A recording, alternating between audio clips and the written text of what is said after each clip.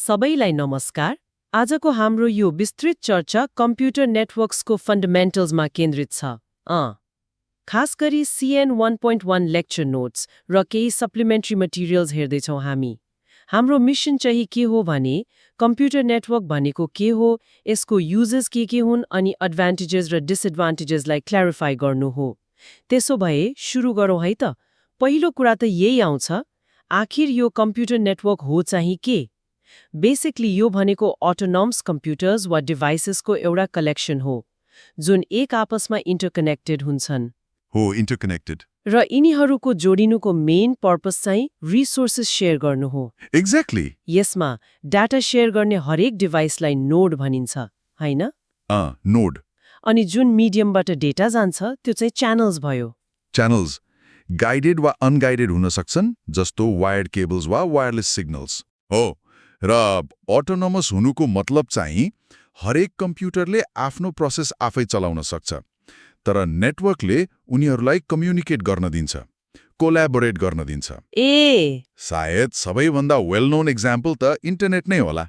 A network of networks भन्छन् नि। हो त।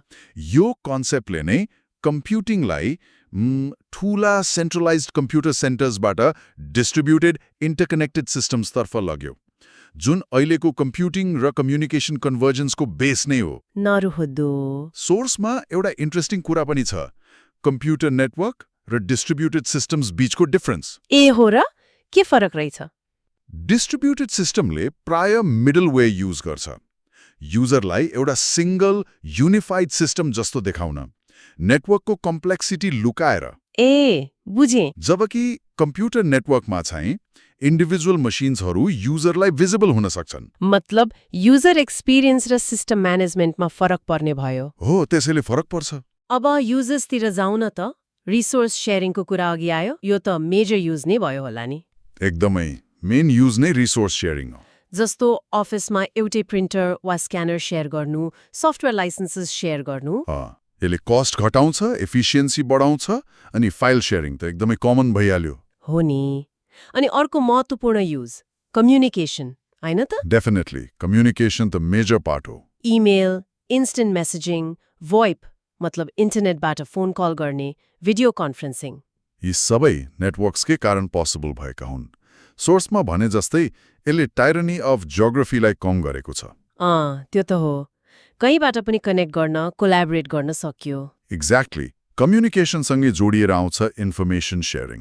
जस्तै world wide web WWW information search गर्ने एबिलिटी, शेयर डेटाबेसेसबाट डेटा एक्सेस गर्ने। रिमोट कम्प्युटिङ पनि त होला नि, टाढाको कम्प्युटर एक्सेस गर्ने। हो, त्यो पनि नेटवर्ककै एप्लिकेसन हो। एप्लिकेसन एरियाजको कुरा गर्दा त यो एकदमै डाइभर्स छ। कहाँ प्रयोग हुन्छ त मुख्य रूपमा? अब बिजनेसमा हेर्नुहोस्, ecommerce, B2C, B2B transactions, internal resource sharing, communication tools. होमतिर नि? होम एप्लिकेसन्समा एन्टरटेनमेन्ट छ, streaming music, video, online banking, smart homes, social networking. अनि मोबाइल युजर्सको लागि? मोबाइल युजर्सका लागि वायरलेस नेटवर्क्स, स्मार्टफोन्सबाट access, email, web surfing, location based services. यति मात्र कहाँ हो र? हेल्थ केयरमा इलेक्ट्रोनिक हेल्थ रेकर्ड्स शेयर गर्न, रियल टाइम कन्सल्टेसन्स गर्न। एजुकेसनमा पनि त होला। रिमोट लर्निङ आजकल कति कमन छ। हो, एजुकेसनमा रिमोट लर्निङ, स्मार्ट क्लासरुम्स। अनि egovernance, banking sector, ATM networks, online transactions. रिसर्चमा पनि धेरै रहेछ। सोर्सले एउटा कन्सेप्ट मेन्सन गरेको छ, युबिक्विटस कम्प्युटिङ। युबिक्विटस कम्प्युटिङ त्यो के हो? मतलब कम्प्युटिङ डिभाइसेस हाम्रो वरिपरि, हाम्रो डेली लाइफमा सिमलेसली इन्टिग्रेट हुन्छन्, प्राय अदृश्य रूपमा। जताततै कम्प्युटिङ। हो, यो ट्रेन्ड बढ्दो छ। यति धेरै एप्लिकेसन्स र युजेस सुनेपछि त एडभान्टेजेस त क्लियर नै छन्। पहिलो त कन्भिनियन्ट रिसोर्स शेयरिङ भइहाल्यो। हो, जसले गर्दा कस्ट इफिसियन्सी बढ्छ, हार्डवेयर सफ्टवेयर शेयर गर्न सक्यो। अनि फ्लेक्सिबिलिटी र स्केलेबिलिटी पनि मेजर बेनिफिट हुने। नेटवर्कमा पछि डिभाइसेस थप्न सजिलो हुन्छ। एकदम। स्केलेबिलिटी महत्त्वपूर्ण छ। म्यानेजमेन्टको हिसाबले हेर्दा सेन्ट्रलाइज डेटा म्यानेजमेन्टले डेटा कन्ट्रोल सजिलो बनाउँछ। ब्याकअप र रिकभरी पनि सजिलो होला। हो, ब्याकअप रिकभरी सजिलो हुन्छ। अनि राम्रोसँग डिजाइन र म्यानेज गर्यो भने इम्प्रुभड सिक्युरिटी पनि पाउन सकिन्छ। कसरी? सेन्ट्रलाइज फायरवल्स, एक्सेस कन्ट्रोल पोलिसिज लागू गर्न सजिलो हुन्छ नि त। ए ठीक हो। अनि कम्युनिकेसन र इन्फर्मेसन अभाइलेबिलिटी बढ्ने भयो, जसले टिमवर्क र कोल्याबोरेसनलाई पनि बुस्ट गर्छ।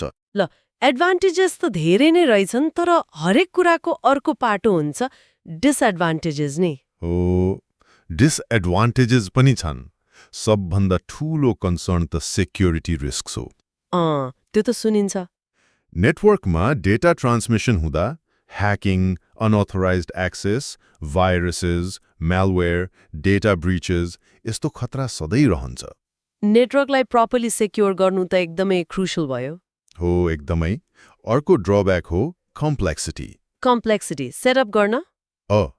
नेटवर्क सेटअप गर्न, कन्फिगर गर्न अनि म्यानेज गर्न टेक्निकल एक्सपर्टिज चाहिन्छ। सजिलो छैन। अनि मेन्टेनेन्स कस्ट पनि त होला नि? हो, अनगोइङ मेन्टेनेन्स कस्ट पनि हुन्छ।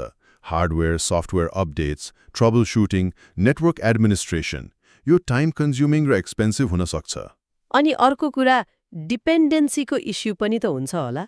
कस्तो डिपेन्डेन्सी?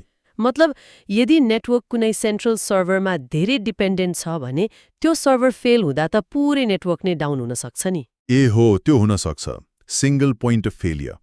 यसले गर्दा नेटवर्कको रोबस्टनेसमा कमी आउन सक्छ। हार्डवेयर फेलियर वा साइबर एट्याकले गर्दा डेटा लस हुने रिस्क पनि त भयो। हो, सेन्ट्रलाइज्ड डेटा लसको रिस्क पनि हुन्छ। अनि सुरुमा नेटवर्क सेटअप गर्दा requires an expensive initial setup पनि हुन सक्छ। इन्फ्रास्ट्रक्चर चाहियो, एक्सपर्टिज चाहियो।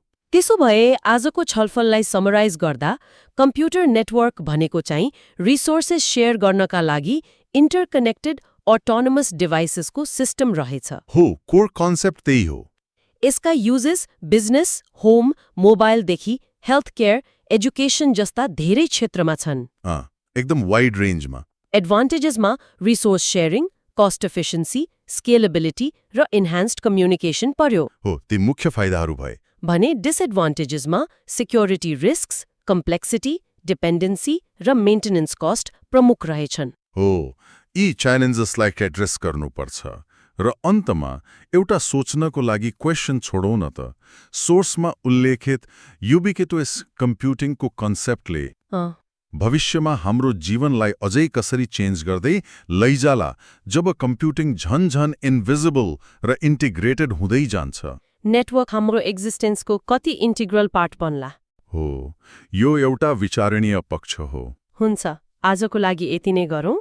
यो गहन चर्चामा सहभागी हुनुभएकोमा तपाईँलाई धन्यवाद। धन्यवाद। फेरि भेटौँला। नमस्कार।